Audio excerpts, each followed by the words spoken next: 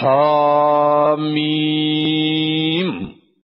دغه کتاب نازلېدل د الله لخوا دی چې برلاسه یو د حکمت څښتن دی. حقیقت دا دی چې په اسمانونو او زمکه کې بېشمیره نښانې دي د ایمان راوړونکو لپاره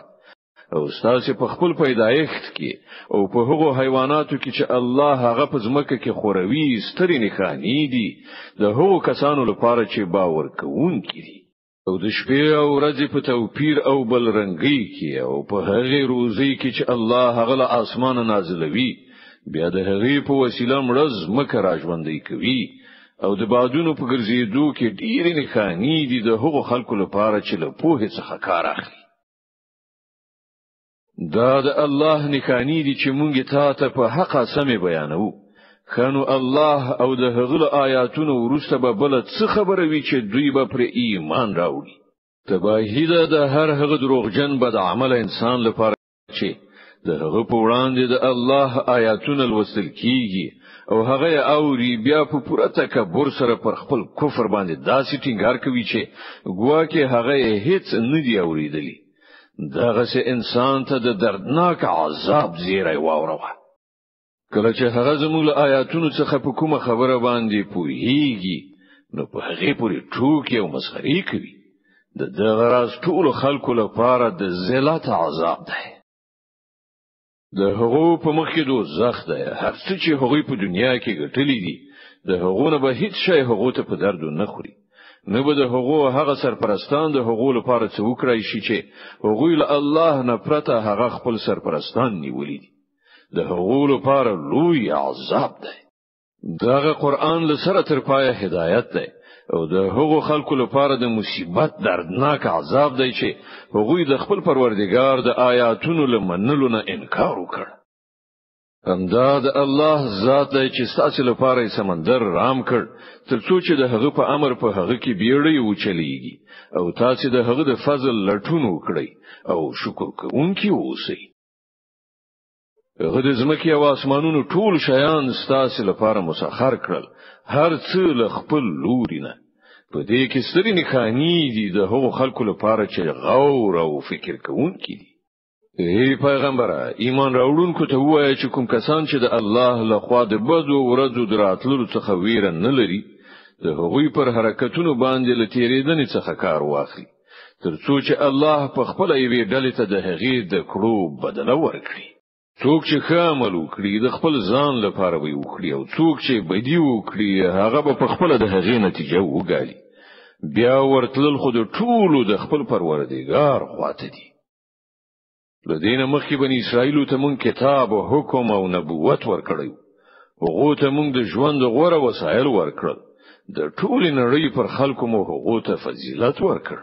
او د دین په چارو کې مو هغه ته څرګند هدایت ورکړل. بیا چې د هغو په منځ کې کوم اختلاف را پیدا شو هغه د ناخبرتیا له امله نه بلکې د علم له راتلونه ورسته وشو او په دې اساس وشو چې هغوی غوښتل په خپل منځو کې یو پر بل باندې تیری وکړي. الله به د قیامت په ورځ د هغو چارو فیصله وکړي چې هغوی پکې اختلاف کوي.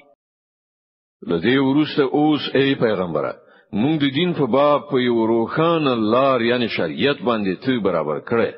لدې کبله ته پر همغه باندې لاړ شه او د هغو کسانو د نفسي غوښتنو پیروي مکوه چې علم نه لري. د الله په مقابل کې هغوی ته هیڅ په درد نشي خوړلای. ظالمان په خپل کې یو د بل ملګری دي او د پرهیزګارو خلکو ملګری الله دی. دا د بصیرت روښنايي دي د ټولو خلکو لپاره او هدایت او رحمت د هغو خلکو لپاره چې باور وکړي.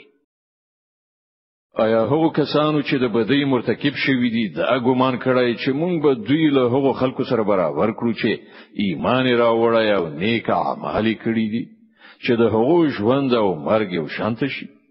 ډیره ناوړه فیصله ده چې دوی صادروي. الله خو اسمانونه او ځمکه په حق پیدا کړی دي او د دې لپاره یې کړی دي چې هر چاته د هغه د کړو بدله ورکړي شي. پر خلکو به هیڅ کله ظلم نشي. نو آیا تا کله د هغه چا په حال باندې غور کړی دی چې هغه خپل نفسي خواهش خپل خدای وګرځاو او الله لا علم سره هغه په گمراهۍ کې وګرځاو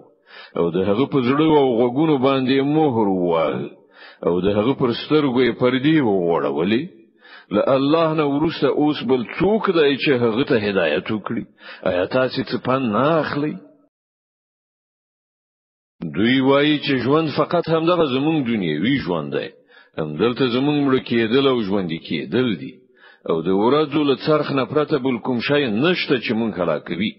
په حقیقت کې په دې باب له دوی سره څه علم نشته دوی محض د ګمان پر اساس دا خبرې کوي او کله چې زموږ څرګند آیاتونه دوی ته ورول کیږي نو دوی سره پرته له دې کوم حجت نوي چې کتا سي رښتینی نو زموږ پلرونه نیکونه راولي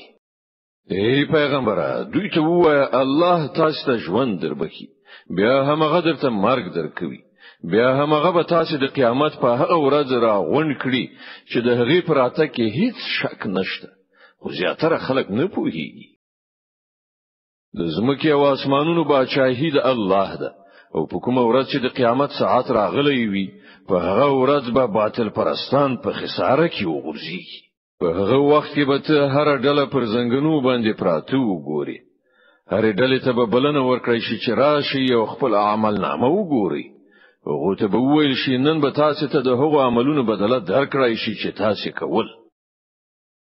دا زمون تیار کړی عمل نامه د چې پر تاسو سم صحیح شاهدی وਹੀ تاسو چې هر څه کول مونږ هغه لیکل نو کوم کسانو چې ایمان راوړی او نیک عملونه یې کړیو د هغو پروردگار به هغوی په خپل رحمت کې داخل کړي او همدا څرګند بریالیتوب دی او کوم کسان چې کافر شوي او هغه ته به ویل شي چې آیا زموږ آیاتونه تاسو ته نو اورول شوي خو تاسو تکبر وکړو تاسو ظالم قوم وئ او کله چې ویل کېدل چې د الله وعده بر حق ده او د قیامت پر اتلو کې څه شک نشته نو تاسو به ویل چې موږ نه پوهیږو قیامت څه وي موږ خو فقط یو ګمان غوندې لرو او زموږ باور ناراضي په هغه وخت کې به هغه ته د هغو د عملونو بدی څرګند شي او هغوی به په همغه څه کې راګیر شي چې په هغه پورې هغوی ټوکې مسخري کوي او هغه ته به ویل شي چې نن موږ هم تاسو په همغه شان هیرو لکه چې تاسو د دغه ورځې ملاقات هیر کړو ستاسو هستوګنځي اوس دوزخ دی او هیڅ څوک ستاسو مرستندوی نشته تاسو له دې عاقبت سره ځکه مخامخ شوي چې تاسو د الله په آیاتونو پورې ملنډي وهلي او د دنیا ژوندانه تاسو غولولي وي په دې اساس نن به نه دغه خلک له دوزخ نه راوېستل شي او نه به ورته ویل شي چې د بخښنې په غوښتلو سره خپل پروردګار راضي کړي نو سناستاینه د همغه الله لپاره ده چې د زمکه او اسمانونو مالک او د ټولو مخلوقاتو روزونکی پالونکی دی په اسمانونو او زمکه کې لوی د همغه لپاره ده او هغه بر لاسه او د حکمت خاوند دی